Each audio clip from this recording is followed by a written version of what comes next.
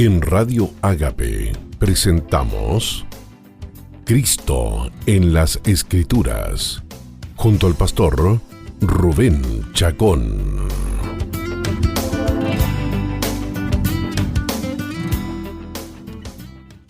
Hola, ¿qué tal amigos y amigas? Bienvenidos a su programa Cristo en las Escrituras.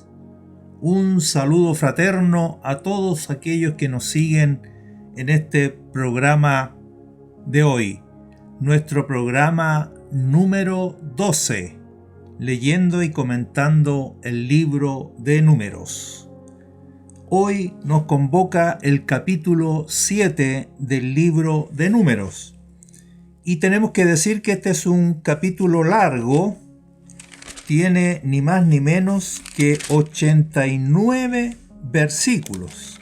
Casi 90 versículos. Es un capítulo largo y que trata sobre las ofrendas que trajo el pueblo de Israel para la dedicación del altar, ofrendas para la consagración del santuario. Y se especifica en qué momento fue esto. Dice así el capítulo 7, versículo 1. Cuando Moisés terminó de levantar el santuario, lo consagró ungiéndolo junto con todos sus utensilios.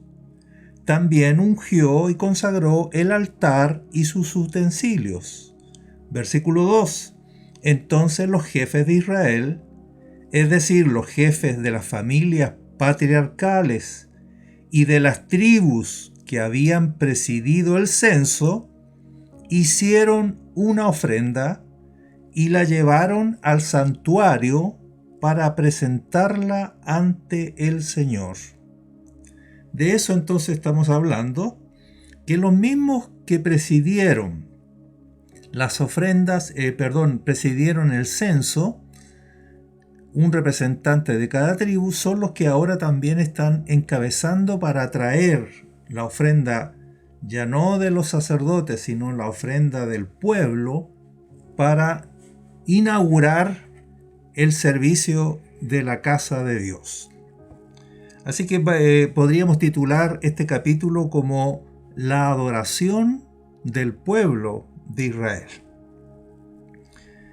Teniendo por sustento espiritual todo lo dicho en los primeros 6 capítulos, los hijos de Israel se encuentran ahora en el capítulo 7, listos para presentar las ofrendas de la dedicación del santuario, una vez que Moisés había ya terminado de levantarlo. El tabernáculo había quedado erigido allá en el capítulo 40 del libro de Éxodo. Hay que ir bien atrás para recordar el momento en que el tabernáculo quedó levantado. Por su parte, la consagración de Aarón y de sus hijos al sacerdocio se había producido en los capítulos 8 y 9 del libro de Levítico. O sea, eso también ya había ocurrido.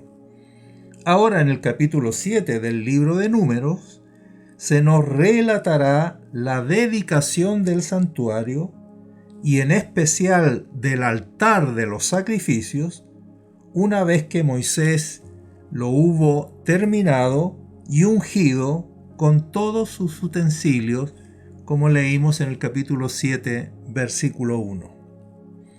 Si en el capítulo 9 de Levítico vimos la gloria del primer culto ofrecido a Dios por el pueblo de Israel, lo que en rigor vimos allí fue la inauguración del sacerdocio. Es verdad que el pueblo trajo las ofrendas respectivas. Sin embargo, lo que el pueblo contempló fue el ejercicio del sacerdocio en representación del pueblo. Lo que el relato enfatizó allá, en Levítico 9, fue el despliegue de la función sacerdotal. Pero ahora, en el capítulo 7 de Números, el énfasis estará puesto en el pueblo mismo. Aquí se consignará cómo cada tribu trajo su ofrenda, quién la representó, en qué consistió la ofrenda y en qué orden fue presentada. O sea, el capítulo 7 detalla de manera clara que también aquí había un orden, había uno que traía la ofrenda en representación de una determinada tribu, en qué consistió la ofrenda que trajo cada tribu y en qué orden fue presentada. Es tan acucioso el registro que la inspiración divina no tuvo temor en reiterar una y otra vez las mismas acciones repetidas durante 12 días, porque son 12 tribus y cada una de ellas trajo la ofrenda en el día que le correspondió. Por eso que este capítulo es tan largo, 89 versículos como ya dijimos. Varias cosas podemos destacar de este relato. En primer lugar, las tribus de Israel fueron representadas por los mismos 12 príncipes que las habían presidido en el censo. Primera cosa que llama la atención. Los mismos que presidieron a las tribus durante el censo son los que ahora representan a esa misma tribu trayendo la ofrenda. En segundo lugar, a cada jefe se le asignó un día determinado para presentar su ofrenda. Por eso son 12 días, porque son 12 tribus. Así dice el capítulo 7, versículo 11, y Jehová dijo a Moisés, ofrecerán su ofrenda un príncipe un día y otro príncipe otro día para la dedicación del altar. En tercer lugar, el orden de los días es el mismo orden para acampar y marchar. Es decir, el primer día le corresponderá a Judá, porque era el primero que cuando había que marchar hacia la siguiente jornada, era el primero que encabezaba la marcha. Después viene Isaacar, después viene Zabulón, ahí están los tres primeros grupos que marchan.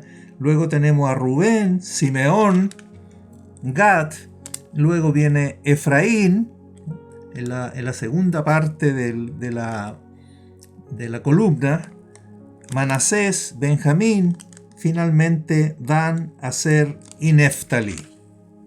El orden de marcha es el orden aquí en que cada uno va a presentar también la ofrenda, una tribu cada día. Y cuarto, todos trajeron la misma ofrenda cada día. No es que una tribu presentó una cosa y otra. Pero antes de todo aquello, lo primero que ofrendaron los 12 príncipes fueron 12 bueyes y 6 carretas, las cuales fueron distribuidas entre los levitas para el desempeño de sus labores.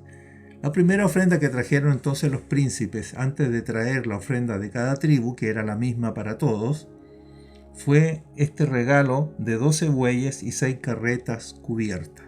En otras palabras, están proveyendo de los elementos necesarios para que los levitas ejerzan su función. ¿Para qué son estas carretas? Para transportar lo que a cada hijo de Leví, Gersón, Coat y Merari, le corresponde trasladar cuando haya que desarmar el campamento y marchar y luego armar el campamento. Muy bien. Las carretas con los bueyes fueron distribuidas entre los levitas para el desempeño de sus labores. 2 carretas y 4 bueyes para los hijos de Gersón, conforme a su ministerio. Recuerden que ellos tenían que trasladar las cortinas, la cubierta, diríamos así, el techo del tabernáculo. 2 carretas y 4 bueyes para los hijos de Gersón conforme a su ministerio. Para los hijos de Merari, que tienen que ver con la estructura y el fundamento, 4 carros y 8 bueyes conforme a su ministerio. Los hijos de Coat no fueron considerados en esta distribución porque ellos no necesitaban cargar en carros los muebles del tabernáculo, recuerdan los 4 muebles, ya que tenían el privilegio de trasladar sobre sus hombros los muebles del santuario.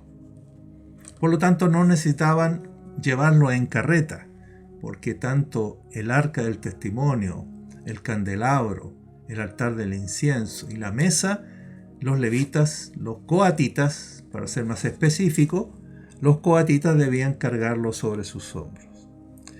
Ahora bien, la suma total de lo ofrendado en partes iguales por las 12 tribus de Israel fue la siguiente: 12 platos de plata y 12 cántaros de plata llenos de flor de harina amasados con aceite, como ofrenda vegetal.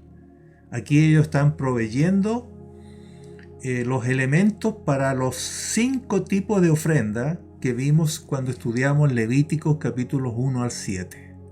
En este caso, están proveyendo para la ofrenda de oblación o la ofrenda vegetal.